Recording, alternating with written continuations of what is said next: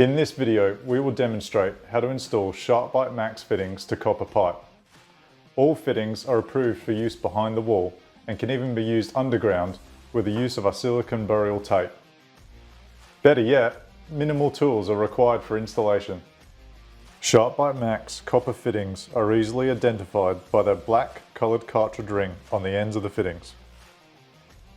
Before starting, if working on an existing line, shut off your water supply and relieve the line pressure by opening a nearby tap.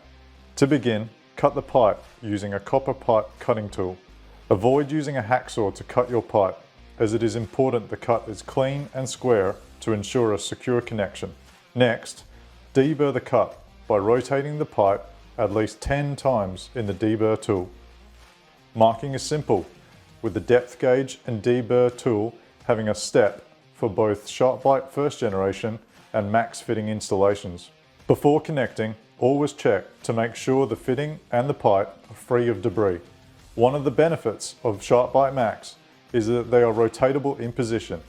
To install, simply push the copper into the fitting with a slight twisting motion until it hits the internal stop and the coloured cartridge ring aligns with your insertion marking. Once complete, turn your water back on and check that a secure connection has been made.